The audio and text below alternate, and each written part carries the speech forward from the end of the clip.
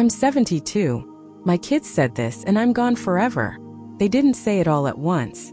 It came in small, ordinary sentences that stacked like plates until the pile toppled. We think it's time, Dad. It's just for your safety. We can't keep doing this with work and kids. Maybe the assisted living place would be better. You hear the words and your heart does a strange thing. It doesn't break. It rearranges itself into a smaller shape to fit inside your ribs. I remember the exact light in the kitchen that afternoon. The late winter sun coming in at a cold angle, making the linoleum look clean and thin. My wife was resting upstairs. My son stood at the counter, hands in his pockets, eyes flicking to the clock like he was afraid of how long this would take. I was 72, stubborn in the familiar ways. I still liked my toast a little overcooked. I still fell asleep in the living room with the television on, and I still kept the old photographs in the same shoebox by the bedside. I also had begun to forget small things, names, where I put the keys, the kind of forgetfulness that people call senior moments like it's cute. My kids called it something else. They thought they were being practical. They thought they were sparing me and themselves a harder conversation later. They thought they were protecting me from the accidents the headlines warned about. They did not mean to kill me. No one meant to say the words that felt like a verdict. We can't look after you anymore. When you've been a person in the world for 7 decades, you collect a lot of identity. You are a maker of breakfasts, a teller of bad jokes, a defender at a football match long ago, an attentive listener to a daughter's heartbreak, the person who always knows where the batteries are. You are the weather for a household. And suddenly, that weather report is reduced to needs assistance. The labels arrive and the old map of who you are gets redrawn. At first, my anger wore my face like armor. I argued. I told them stories about the time I fixed the plumbing myself and won a minor battle with a stubborn pipe. I reminded them of the nights I sat up waiting when their mother was ill. I tried to make them see me as the accumulation of those things. They nodded and gently, patiently, insisted that their love was the reason they wanted this for me. Love, they said, looks like doing hard things. But there is something in being told you're a problem that goes beyond anger. It bends you inward. The house suddenly felt too big. The clocks ticked like accusations. I woke in the middle of the night and tried to remember the sound of my father's voice. I tried to remember the smell of the village fields where I had grown up. Memory, that long ribbon of who we were, started to fray in places. The small omissions, where I left the newspaper, what my neighbor's granddaughter's name was, were not just inconveniences anymore. They were evidence, in my children's eyes, that the chapter of my usefulness was closing. And then the words that made me feel like I had been erased. You're better off where there are nurses around. You'll have company. It's for the best. As if my life could be moved like a potted plant into someone else's window and still receive the same light. For a while I let the grief have the floor. I practiced being small. I listened to the ache. I allowed myself to be the old man who once had been the center of a house and now was an afterthought to grocery lists and schedules. I thought, maybe this is what it means to be replaced. I thought, maybe this is final. Then something in me, stubbornness is a funny thing. It's both a weakness and a saving grace, decided I was not finished being. I started to write down my mornings. I wrote about the way the tea kettle sings now, higher and thinner than it used to, the way my hands sometimes tremble when I butter the toast, the precise moment of satisfaction when the toast goes from pale to golden without catching. I wrote about my late wife's laugh, the particular curl of the word darling that she used only when she was teasing. I wrote the recipe for the curry my mother taught me, the pinch of turmeric, the flame set to medium when you add the tomatoes. I wrote the story of how I rode a bicycle across the town when I was 19, the air whipping at my ears, daring myself to go farther. Writing those things down was like reclaiming a map. Even if I forgot names or dates, I could still find myself in the small precise details of daily life. They were my proof that I had been here, that I had mattered. One evening, after they had gone home and the house settled, I took the shoebox of photographs out. I spread them on the dining table like a sea. There were black and white portraits of my parents, yellowed at the corners, photos of my children as toddlers, faces full of chocolate and mischief, a crumpled picture of my wife and me at a wedding, both of us younger and impossible looking. I made a cup of tea. I made two, one for me, one for memory. I sat for hours. The idea came to me, not all at once but like a slow tide. If they believed I was already gone, I needed to prove otherwise. Not through protests and arguments, which were heard as inconvenience, but through living. Not a defiant, theatrical living. A quiet, honest living. So I started small. I walked to the corner shop and back. I learned to take the stairs again instead of waiting for someone to help me. I began to plant a small pot of basil on the windowsill and talk to it as if it were company. Basil does not care about age or labels. It breaks, it greenly insists on life. It listened to my long stories about the coast and the way gulls wheel at dusk. When my daughter called, I let her think I was fragile. Instead of responding like a wounded animal, I asked her about her garden. I asked for recipes. People like to be useful, it is balm for both sides. My son came one Saturday to take measurements for a small grab rail. I let him measure. I said casually, "By the way, could you help me figure out how to join the local seniors reading group?" He blinked as if I'd said something surprising, then made a mental note that perhaps I was not as indifferent to my situation as he thought. There were stumbles. Once I missed a medication dose. Once I wandered down the street and forgot why I had left the house. Each time the fear, mine and theirs, reassembled itself. But the small acts of competence kept stacking. I paid a bill online after a tutorial. I cooked a simple dinner without setting off the smoke alarm. I called an old friend and laughed until both of our throats hurt. Living actively did not erase their worries, but it shifted the dialogue. It made space for negotiation instead of decision.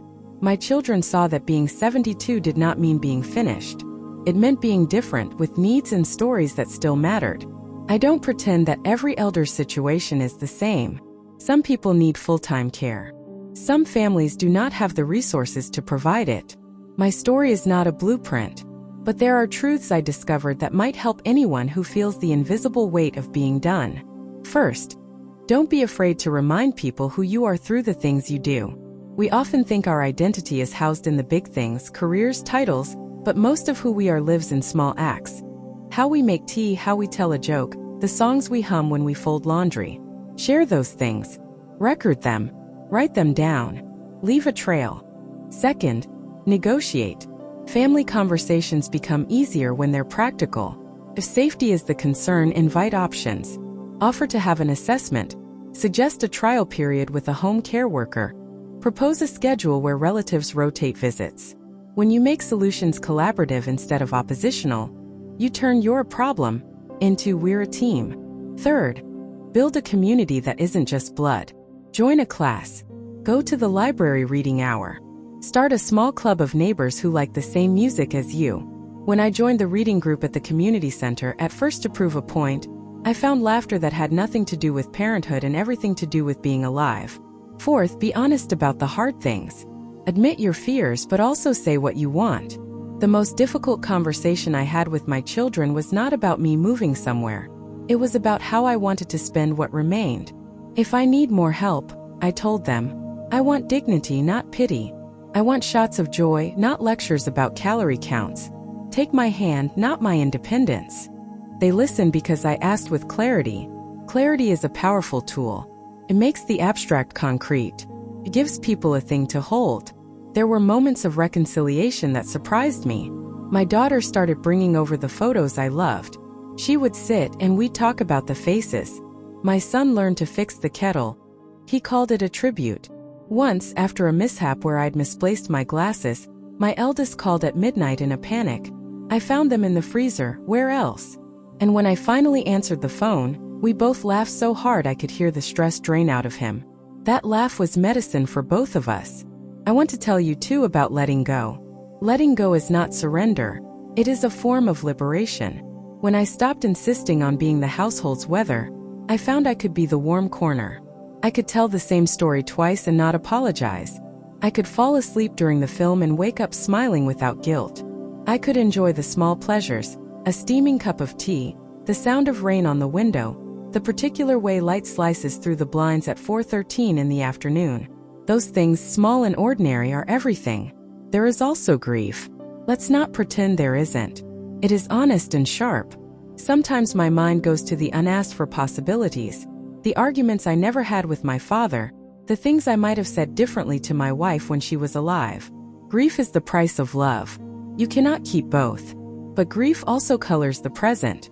It makes the moments of connection brighter because you know they are finite. People ask me now and then if I regret fighting my children's decision. They think I was trying to hold on to something I should relinquish. My answer is complex. Yes, I regret the times I let pride keep me from asking for help. No, I don't regret insisting on being treated as a person, not a problem. The line between pride and dignity is thin but important. If I could speak to my children and everyone who hears this, I'd say, tell your parents you need them. Tell them that they matter not just because they raised you, but because they are living people with stories worth hearing. Offer help without guilt. And for the children, the adult children, who find themselves exhausted, ask for help too. Call a social worker. Talk to your siblings. There are services and communities that will hold some of the burden. You do not have to carry it alone. To the ones who are older, like me, live in a way that builds the bridge between dependency and dignity. Keep one thing that is only yours, a ritual, a hobby. Teach someone how to do it. Leave instructions. Create a legacy of small acts. When the medical forms and the questions about power of attorney come, do them with honesty and a steady voice. It gives your loved ones the courage to respect your wishes rather than guess at them. One winter, when the pipes froze and I couldn't get my plumber to come, my neighbor, a young woman with 2 little boys, knocked on my door with a thermos and a tightening wrench. We spent the afternoon trying to coax water back into its pipes, while her children played with a broken radio on my kitchen floor. She asked about the photographs and I told her stories.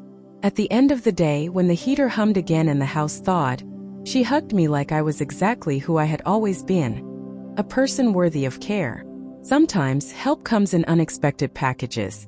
Now, when my children talk about assisted living, I listen. I ask questions. I want safety too. I want company and meals and someone to check on me in the morning. But I also want my small rituals preserved. My morning tea, my shoebox of photographs, the terrible jokes. In that compromise, I found peace. Am I gone forever? No. That phrase is dramatic, but it helped me find the truth I needed. I can be sidelined by circumstances or assumptions, but I am not finished until I am finished. Even if you move me to a different place, my stories, my recipes, the sound of my laugh, these remain. They live in the way my daughter folds her scarves, in the way my son tightens a loose door handle. The imprints we leave are quiet but stubborn. They survive the rearrangements. So if your kids have said something similar to you, if someone has spoken of safety, where you hear never again, be angry, be sad, but don't disappear. Build your proof of life. Write, laugh, plant a basil, learn the internet's small miracles. Ask for what you need. Hold the parts of yourself that are non-negotiable, and let the rest be rearranged with your voice in the room. I live now with an acceptance that is not defeat. It is a practical tenderness. My days are shorter, perhaps, but richer in small certainties. I know the sound of the kettle. I know where my photographs are. I know how to make a joke that my grandchildren roll their eyes at and then repeat. If I die tomorrow, I want them to remember me as someone who kept telling stories, even when the audience thinned. If I live 10 more years, I want them to see that old age can be a second kind of life, quieter, yes, but still a life worth tending. So when they said those words, when they laid the intention of moving me like an object into a new place, I heard loss. I heard their fear. I heard the end of one chapter. But I also heard the beginning of another, not because they decided it, but because I refused to accept finality when there was still breath. I am 72 and stubborn. I am alive. I am not gone forever. Hit that subscribe button and join us on a journey through the timeless wisdom of the older generation. Don't miss a single life-changing lesson.